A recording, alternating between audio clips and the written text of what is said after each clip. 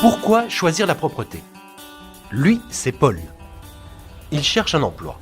Il aimerait faire un métier qui a du sens pour lui et pour les autres. Il sait que le secteur de la propreté a prévu de recruter 25 000 personnes par an d'ici 2015.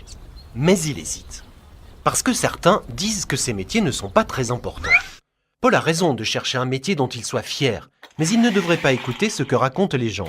Car les métiers de la propreté sont essentiels.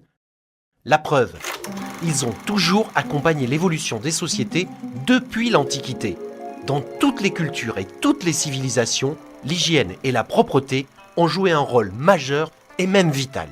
D'ailleurs, sans la propreté, est-ce que l'humanité aurait le même visage ?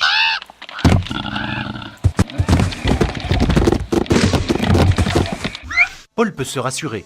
En choisissant la propreté, il accomplira des gestes et des missions dont la valeur est universelle. Et il trouvera un métier qui a du sens pour lui et pour les autres. Elle, c'est Linda. Linda veut reprendre une formation et s'orienter vers les métiers de la propreté en milieu hospitalier. Sauf que son amie Chloé, qui est aide-soignante, lui dit que ces métiers ne lui donneront aucune responsabilité. Eh bien, Chloé se trompe. Un agent de propreté en milieu hospitalier a 2 responsabilités extrêmement importantes. Première responsabilité, il fait totalement partie de la chaîne de soins. Sans lui, un chirurgien ne pourrait pas opérer en toute sécurité. Car lorsque la propreté est insuffisante, il y a un risque d'attraper une maladie nosocomiale. Deuxième responsabilité, la confiance.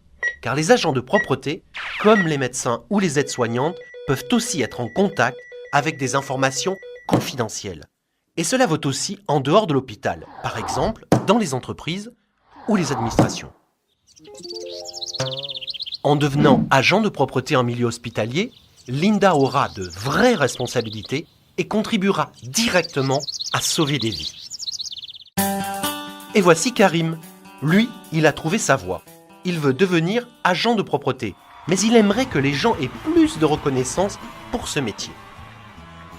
Karim a raison, car son métier est essentiel, comme celui d'un aiguilleur du ciel. Mais qui se soucie de ce métier au moment de prendre l'avion? Et pourtant, sans lui... Pour les métiers de la propreté, c'est pareil. Sans propreté, pas de médicaments, pas de haute technologie, pas de sécurité alimentaire. Et même s'il est le plus souvent invisible, car il intervient lorsque le public est absent, l'agent de propreté a de quoi être fier de son métier, parce que tout simplement, la propreté est indispensable. Finalement, Paul, Linda et Karim se posent une dernière question. Est-ce que la propreté est un métier d'avenir? La réponse est oui, car les métiers de la propreté sont essentiels pour protéger la planète contre les pollutions, dans nos villes, dans nos forêts ou dans les mers. En choisissant les métiers de la propreté, Paul, Linda et Karim ont fait le choix du futur.